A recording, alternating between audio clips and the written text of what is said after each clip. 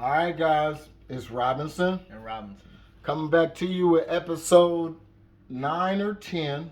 We'll do better at keeping up, but we've made it quite a ways. Coming up to you with the Chiefs draft 2022 coming at you. We've checked out a bunch of pundits, what the outsiders say. Now we're going to give our own personal grades, what's going on. A lot of outsiders had this as a A. The worst I saw was a B plus draft as a whole. Um, and we'll break down why I gave this a solid A, not an A plus. But I do think this was a very good draft for the Chiefs. I see no glaring pieces that we officially missed. I think that we did a good job of trying to fill some gaps and just fortifying this team to keep these championship runs going. So we're going to let the young Prince start out today at how we did. And who are you breaking down first, Amani? Okay, first we're starting with the first pick we took in cornerback Trent McDuffie. The Chiefs traded up to get him. He was ranked third overall at the position. He's a really solid corner. He has smooth hips, excellent burst, and he's got some speed to him. We're needing some corners after free agency, so us trading up to get him obviously shows that we were trying to fill that need. He plays the run with linebackers mentally, so he's a smart player. For me, when I was breaking it down, he's one of the smartest corners in the draft and like knowing where he has to be and everything. Mm-hmm. So I really like him. Cool. Me myself really was excited. He was a shocking pick. I'm not gonna lie. I texted a couple people when we moved up. I thought that we were going to get the defensive end and Johnson, who was sliding. But deep down, guys, I really don't mind. The only negative I would say, he's a little on the short side, but with a 38 and a half vert, you kind of compensate for that. When you talk about his tackling ability, how a lot of people had him rated as the best tackling corner in the draft, you compensate for that. When you talk about the type of defense that we run, to where it is strong in man, he had the Pro Football Focus had him as the second graded press man coverage as far as what he's doing in the Pac-10 where they throw the ball around, including being able to play zone. So it adds versatility. You have a guy that if one of the other corners, Fenton, steps up and proves that he is that number two, if Steve proves he is that number one, well, now we just hold down a slot for over a year. So I thought it was a very good pick. I give that an A. Moving on, before I get lost in my analysis, is George Karlaftis. Reading up on him before we came in, this is actually the second defensive end that I actually wanted personally myself. I wanted one of the Georgia boys initially, which who didn't? That was like Christmas. But when he came in, 6'4", 266 from Purdue, when I broke down where they graded him as top five athletic as far as defensive ends, when I look at what he brings and what we need, we got tired of the finesse over on the other side with 55. When we had D Ford, he was a finesse guy. Me myself as 40, I remember Neil Smith. And sometimes when you got a little power to you, it really helps. So yes, he is primarily a power rusher, does not have a lot of finesse moves, but there's one thing that you cannot overlook, and that's a good motor and very good speed and overall tenacity that you're going to get from him. They were a little critical of his run stopping ability in the sense of setting an edge, but the highlights that I saw was it to prove that were double and triple teams. And I don't care who you are, most times you do not defeat double and triple teams. You can sometimes handle them better, but at 266, you're usually talking about a 300-pound defensive tackle. Monty, what'd you think? I really liked him. Of course, we needed help off the edge. And like he said, really good power rusher. I've heard he's pretty good with his hands too.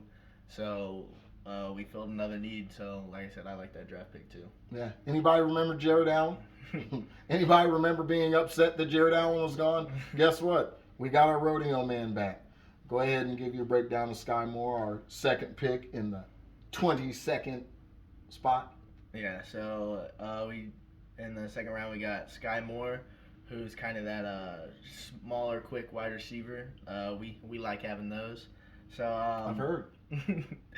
yeah. But with Sky Moore, he's top 10 ranked wide receiver. Of course, a lot of people were on another wide receiver, George Pickens, but he had some off the field issues. So Sky Moore, I like him too. Um, like you said, a real quick guy. Once he gets open in space, he's dangerous to take down. He's athletic, uh, deep threat. So Patty Mahomes loves deep threats. So push the ball downfield. I really like him. I agree. Like you, I did hear a lot about Christian Watson the week before, and coming down to the draft, George Pickens sort of slid in that spot for us. I do agree. When it came up, I was a little shocked, but Sky Moore was on my personal "Who Gives a Damn About It" draft board, because out of the receivers here, he catches with his hands. He is dynamic. When you talk about a 5'10" guy who doesn't quite reach 200 pounds, but you hear he's a violent runner, those are all very good things and pieces of the puzzle that we were missing when we lost Tyreek. You guys wanted a Tyreek type of guy, and although we don't know initially how he'll be against press coverage, in the college football level, press coverage gave him no trouble at all. He consistently beat press coverage. He is a crisp, good route runner. Yes, we may have to see if he can actually play on the outside, but so far we have got three guys who are going to walk in contributing day one, folks. So once again, when you talk about a position of need, when you talk about a position with talent, um, to fit back into what we missed, sure he's not a 4-2, 4-3 guy, but 4-4 with good agility and strong hands. I just don't think you're going to miss out much on getting a player like that.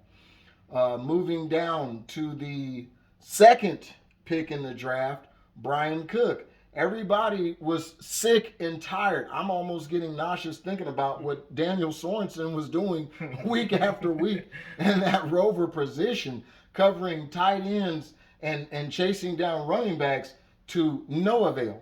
I think Brian Cook, when I saw all the reports, gives you that type of versatility. They say he is a in the box type of guy, also in the mold of Matthew, except for has that size and maybe not be timed as fast, but they say he plays faster than he's timed at. At 6'1", 206, he can play in the box and come up and stop your running backs, and he also can cover tight ends. He has a little bit of that versatility. I really liked this guy once I broke down the tape and looked at what he brings, as well as Cincinnati kind of overachieving as a team last year. This is one of their contributing players, folks. So once again, this is a guy who I do not fear year one that he actually is in a threat to play starting safety over Thornhill, but I think he definitely will contribute in packages. Yeah, I agree. Like what you said with that Sorensen, this guy, a good tackler. He limits yards after the catch because, like I said, he's just such a good tackler. He is not the most speedy guy, but when you're able to come up and make tackles and hits like that, you don't have to worry about him chasing anybody down. And like you said, not someone that's going to come in and contribute day one. So developing him will be pretty nice. Okay.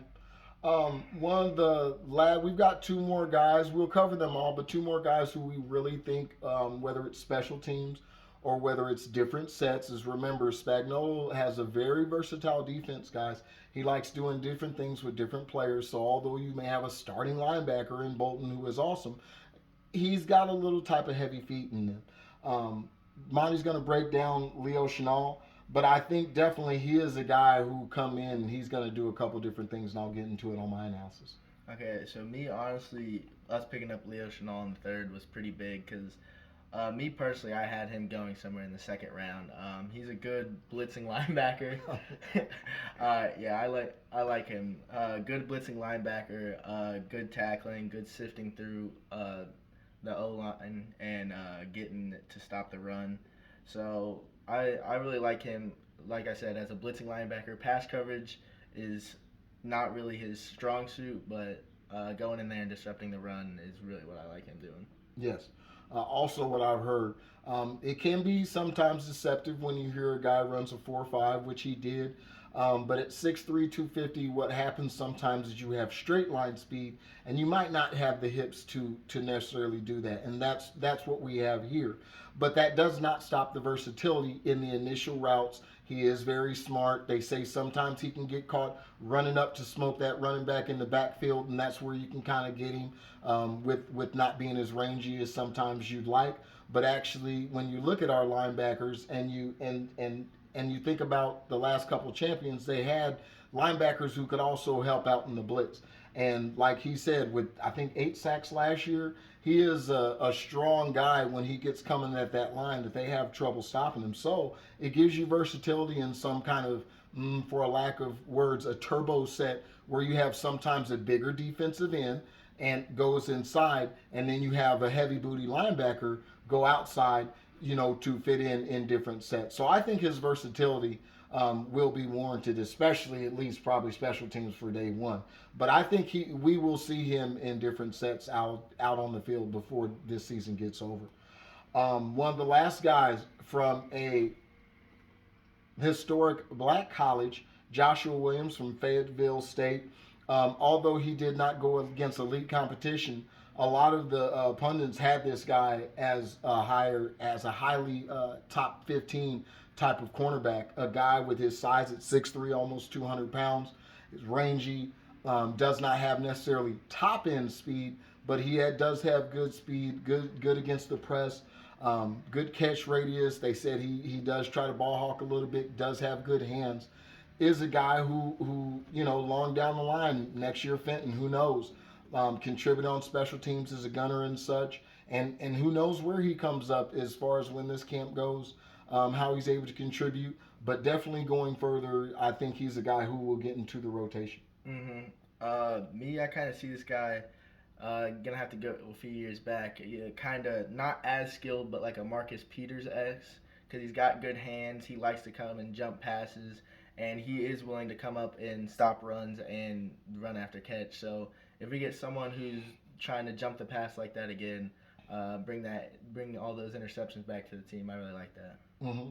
And another thing we have to remember, when you get a good team, a lot of times you're drafting for depth and for your future and to keep continuity, because as we know with football, unfortunately, it's just not a 100% health type of sport. So people will get banged up. People will miss some weeks. And when you got guys that fit a scheme, that fit what you like to run in your defense, all it does is fortify and make your team better. Help that competition in the camp, help that competition in practice. The last one in Darian Kennard, who is a guard who, all the things I've read, they will try to tie him as that type of swing guard slash tackle on the right tackle side. A very good power blocker is the things that I saw at 6'5", 322. So I think, as far as depth goes, it's great. You really don't initially see him as a starter right away, but once again, not everybody stays healthy. Next man up mentality comes into play. If you can find a guard who's actually rated as the top 10 guard at the time, and he's got that versatility, that only helps your team. Like you said, Mahler in the run game, really good with the power rushers. He does have some trouble with his feet, but like you said, it's depth. He's not going to come in and play day one, so that's all things that can be developed. But Mahler in the run game that's a good pickup in the 5th round for me. The last kind of guys we'll just go over because, as you know, you didn't know anything about them. We don't either. We're only going by what was read in the 7th round. We had 3 picks. The first one from Washington State being Jalen Watson. He goes 6'2", 197. He obviously is a taller corner. They said he flashes some ability to kind of be that ball hawk, trying to be aggressive, jumps in. But as you know, when you do that, you're susceptible to double moves. In this league, when you have these quick guys, he's going to want to get his hands on you and show that he's got some size and stuff, do things like that. But as obviously we know, as 7th round pick, more than likely this guy is camp fodder and practice squad, and see if he can develop and push come to shove special teams as a gunner if he makes the team. But these are the type of guys, once again, that you bring in to keep the competition, keep things working. I agree with what you said. Not too much to say on that guy. Just some depth and see if he can come in and contribute on special teams and stuff like that. Alrighty. Next, we got Isaiah Pacheco. We'll go with that. Go with that. Running back from Rutgers. Their offensive line wasn't really good, so we didn't really get to see what he could do. His tape wasn't bad. Yeah. We watched a little film last night. He's got some juice. He looks like he runs really, really hard at 5'10", 216 pounds. So he's kind of smaller, but he's a pretty built guy. He has pretty good speed in the open space. Not like runaway speed, but if he gets out in open space, you're not going to catch him. So a hard runner with good speed. I like to see what he does if he makes the roster, what role he'll play. Maybe come in a few times and get a few runs, see what he can do. Yeah. Heard that he's got good hands to catching pass sets to be possibly developed as a third down back, and he is surprisingly good, not surprising with the 215 size, in pass blocking, which is always key. So, hey, once again, developing player down the line. The last one, Najee Johnson, who is just a compensatory pick. Woo, shouldn't even worried about that. That's why you don't mess around with words you don't use on the regular, folks. From Marshall, 6'2", 189. To me, that means you're lighting the booty. He's an undersized safety, they say, with outstanding top-end speed and extensive experience lining up in the nickel and free safety and corner. Short arms and smaller hands. Luckily, this is a man show. Nobody cares about that. But they say he can make some skills. Once again, we don't expect this guy to make the team, but it's nice to get the competition in, see if maybe, hey, who knows what happens for special teams and team development. So we went over real quick the draft, give you what we think, just in case you didn't hear it. Monty, what's your personal assessment of this draft? If you had to give a letter grade? I'll give it an A. We covered the needs we needed in the earlier rounds, and in the later rounds, we got depth for positions. So I really like this draft. I agree. Technically, the needs that we had, supposedly in order for most pundits, were receiver, defensive end, cornerback, running back, and inside linebacker. If you remember our draft picks, they went cornerback, defensive end, wide receiver, safety, inside linebacker, and we addressed the running back. As you know, you can get a running back in any time, which is why Amani will be drafted, because it doesn't matter what round you get, as long as he has a skill set like hands that he does have, running, which he does have, and blocking, you'll be fine. So, Dom, we got a little surprise for you. Dom's going to pop in here real quick. He's always been a little producer in the back, going over things. He doesn't necessarily follow Chiefs like that, but he does pay attention at times when the game's on. He's going to come in for the last minute or two and give a quick breakdown so all the family is included. Remember, this is a family show. You guys sit around by the campfire, make some s'mores. We're going to have spaghetti after the show. I need you to get your kids involved. Dom, come over here and tell them what you'll be talking about later. Next episode. Next episode I'll be talking about two movies, Spider-Man and Sonic 2. I'll be giving my assessment of what I think about the movies, and I'll be giving a rating. All right. Dom, real quick before we leave, because this has been Robinson. And we added in a third Robinson, but he's not ready for that little key in yet. Give us a little breakdown, not a complete spoiler, but give us like one of the main parts in this Spider-Man that you really enjoyed. You know, I really liked the movie overall. And it was a very, it had a lot of like weird things to me. Like, especially when I don't want to give spoilers. Yeah, go ahead and give it. Come on, tell us. Come on, what happened? I don't want to give spoilers because some people might not have watched it yet. But I will say one thing: the ending was really weird to me because we won't give why. It was really confusing. All right, and he's gonna break that down next time. So he's ready this time. It's been Robinson and Robinson coming to you. Holla back.